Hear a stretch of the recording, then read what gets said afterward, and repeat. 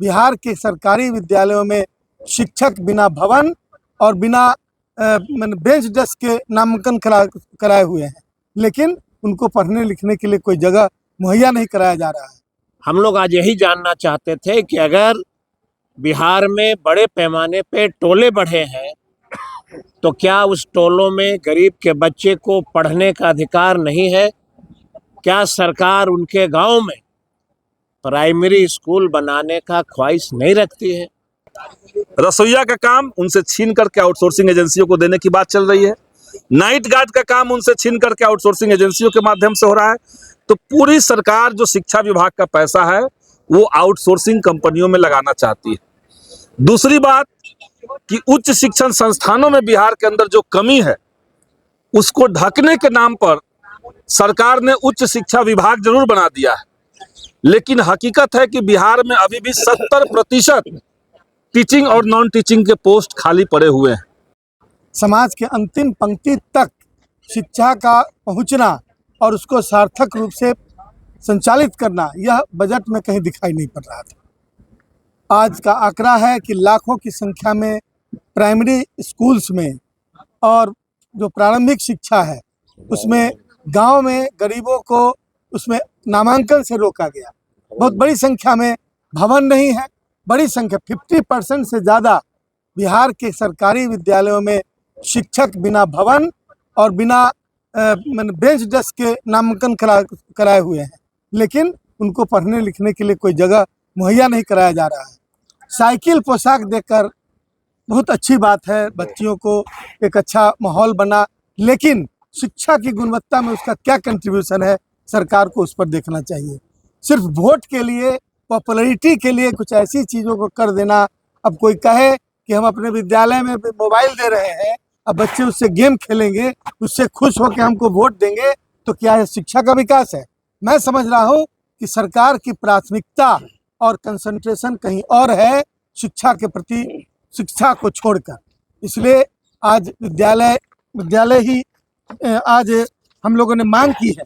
हम मांग करते हैं कि जो तालीमी मरकज़ है, शिक्षा विकास मित्र है और टोला सेवक है, सबको सरकारी कर्मी का दर्जा दिया जाए। और जो पीएम योजना जो थी शिक्षा के क्षेत्र में, उसका केंद्रांश कट गया, बहुत नीचे चला आया।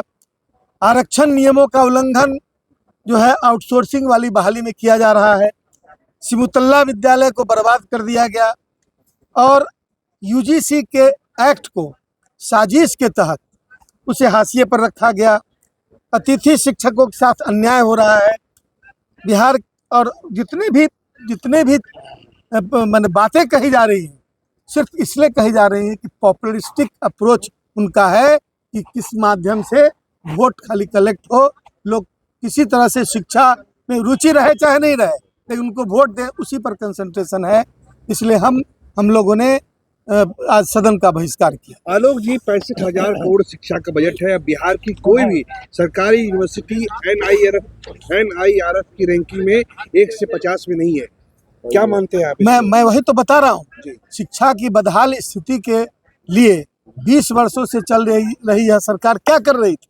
जो सिर्फ 2 कॉलेज और 2 यूनिवर्सिटी का नाम NAC में आया है, जो सिलेक्शन हुआ है, यह बहुत ही बुरी स्थिति को रिफ्लेक्ट करता है।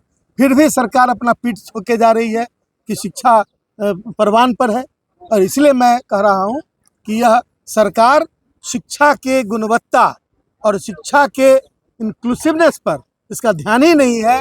इसको सिर्फ पॉपुलैरिटी और वोट लेने वाले स्टैंड पर देखेंगे कि मैं रिटायर जितने बिहार में यूनिवर्सिटी हैं, रिटायर जो हो गए 2023-24 से, उनका एक रिटायरमेंट का पैसा, उनका पेंशन, ये बिल्कुल जो है सरकार उनको नहीं दे रही है। गांव में माननीय मुख्यमंत्री कहते हैं कि हमने सड़क निर्माण किया, और लगातार सदन में यह कहते रहते हैं कि टोले बढ़े हैं। हम लोग आज यही जानना चाहते थे कि अगर बिहार में बड़े पैमाने पे टोले बढ़े हैं तो क्या उस टोलों में गरीब के बच्चे को पढ़ने का अधिकार नहीं है? क्या सरकार उनके गांव में प्राइमरी स्कूल बनाने का ख्वाहिश नहीं रखती है। लगातार शिक्षा विभाग बिहार के अंतिम पैदान पर बैठे हुए लोगों के साथ हमेशा साजिश रचते रहती है। मैं दावे के साथ कह सकता हूं कि आज भी बिहार में 80% ऐसे गांव हैं जहां पे नदी के किनारे टोले हैं, नहर के किनारे, ये सारे गांव के बच्चे आज भी, क्योंकि सरकार ने पहले घोषणा कर दिया है कि हम 10,000 रुपया बकरी चराने और सुअर चराने के लिए दे रहे हैं। हमने कहा भी सदन में कि बिहार के बच्चों को सुअर चराने के लिए महिलाओं को पैसा नहीं चाहिए। आप जो 10,000 हमें दे रहे थे, वही पैसा बिहार के महिलाओं को अपने बच्चे को डीएवी और डीपीएस में पढ़ाने के लिए अगर दिए होते तो बिहार के गरीब का बच्चा, सभी जाति धर्म के बच्चा आज न जाने कहां से कहां देश का नाम रोशन करता। इसलिए हम लोगों ने आज मांग किया था, विकास मित्र, टोले सेवक, ये सारे लोग जो है रात दिन मेहनत करते हैं, आप उसको 20,000 25,000 रुपया वेतन दे रहे हैं। वो भी कब? जब तेजस्वी जी की सरकार थी, तब हम लोगों के कहने पे आपने बढ़ाया। आप उनको सरकारी सेवक के रूप में क्यों नहीं रखते हैं? चुनाव के वर्ष में माननीय मुख्यमंत्री ने स्वयं मन से घोषणा किया कि आफ्टर इलेक्शन बिहार के विकास मित्र, टोला सेवक, ये सभी लोगों को जो है हम सरकारी सेवक के रूप में जो है नौकरी दे देंगे। तो लगातार इस तरह का जो है बिहार में शिक्षकों के साथ, स्टूडेंट के साथ लगातार मजाक हो रहा है। ये सिर्फ बस एक बहाना देते हैं कि हमने पोशाक दे दिया, हमने साइकिल दे दिया। आप लोगों ने दूसरे राज्यों में जाके नहीं देखा? छोटे छोटे राज्यों में जाके देखिए, लद्दाख में, सिक्किम में। आप सिक्किम के बच्चों जो मैंने जाना, कितना मुश्किल जगह होता है पहाड़ों के बीच में, वहां के बच्चों का क्वालिफिकेशन देखिए।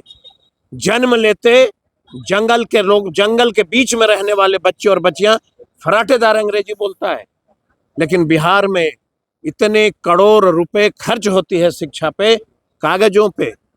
इसके पूर्व में पूरे बिहार में शिक्षा विभाग ने क्या कहा कि जहां बच्चों को पढ़ने के लिए कमरे कम हैं, वहां पे उन्होंने शेड लगवाया। हम जानना चाहते हैं कि एक ही आदमी पूरे बिहार में शेड कैसे लगा सकता है? ये कौन लोग थे शेड लगाने वाले? कैसे लगा पूरे बिहार में? एक ही कंपनी, ये कौन कंपनी है? उसकी क्वालिटी की जांच नहीं हुई, वो किस तरह का शेड लगा रहा है, कौन है ये लोग? इसलिए हम लोगों ने आज सदन से वॉकआउट किया है।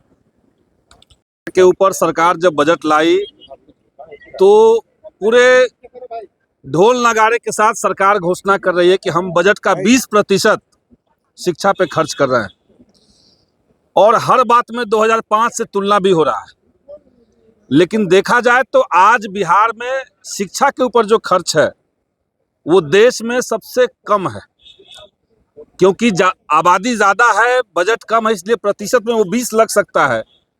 लेकिन जब प्रति व्यक्ति हम देखते हैं तो देश में जहां पर प्रति व्यक्ति 5,000 रुपये खर्च सरकार करती है, वहीं बिहार में केवल 3,500 रुपये सरकार खर्च कर रही है। बिहार के बराबर के जो दूसरे राज्य हैं वहां पे इससे ज़्यादा है। महाराष्ट्र में 6,000 रुपये सरकार खर्च कर रही है, तमिलनाडु में 7,000 रुपये सरकार खर्च कर रही है, लेकिन बिहार में केवल 3,500 रुपये खर्च है। और इस पैसे में भी कितने बड़े पैमाने पर भ्रष्टाचार है, ये हम लोग सदन में बार बार सरकार के सामने कहे थे। 2022 में सरकार ने, उस समय के जो अपर मुख्य सचिव के पाठक थे, उन्होंने देश के सभी बिहार के सभी स्कूलों के अंदर नियुक्ति को लेकर के, सप्लाई को लेकर के और सर्विसिंग को लेकर के तीनों लेवल पर बगैर किसी टेंडर के आउटसोर्सिंग एजेंसियों को काम दिया। रसोईया का काम उनसे छीन करके आउटसोर्सिंग एजेंसियों को देने की बात चल रही है। नाइट गार्ड का काम उनसे छीन करके आउटसोर्सिंग एजेंसियों के माध्यम से हो रहा है। तो पूरी सरकार जो शिक्षा विभाग का पैसा है वो आउटसोर्सिंग कंपनियों में लगाना चाहती है। दूसरी बात कि उच्च शिक्षण संस्थानों में बिहार के अंदर जो कमी है उसको ढकने के नाम पर सरकार ने उच्च शिक्षा विभाग जरूर बना दिया है, लेकिन हकीकत है कि बिहार में अभी भी 70% टीचिंग और नॉन टीचिंग के पोस्ट खाली पड़े हुए हैं। शिक्षक छात्र रेशियो जो है, देश में 26 बच्चों के ऊपर एक शिक्षक है विश्वविद्यालयों में, कॉलेजों में। बिहार में 79 बच्चों के ऊपर एक शिक्षक। तो आपकी बहाली नहीं हो रही है। 2020 का बहाली जो असिस्टेंट प्रोफेसर का है 26 चल रहा है, आज तक वो बहाली पूरी नहीं हुई है। तो क्या ये सरकार प्राइवेटाइजेशन के माध्यम से, नई शिक्षा नीति के माध्यम से देश के अंदर यूनिवर्सिटी के नाम पर केवल गलगोटिया यूनिवर्सिटी चलाना चाहती है? ये हम लोग सरकार से पूछना चाहते थे। दूसरी बात, सरकार जो घोषित रूप से करे कि हर 1 किलोमीटर पर प्राइमरी स्कूल है, तमाम माननीय विधायक अपने अपने क्षेत्रों में सदन के अंदर ये मांग रखे हैं कि इस गांव में, इस पंचायत के इस गांव में 1 किलोमीटर के रेडियस में कोई प्राइमरी स्कूल नहीं है, तब भी आप नहीं बना रहे हैं। तो असल में सरकार केवल अच्छी अच्छी बातें करने के लिए, इस बजट में अपनी वाहवाही लूटने के लिए विपक्ष के हर सवाल को दरकिनार कर रही थी। इसीलिए हम लोगों ने आज सदन का बहिष्कार किया है।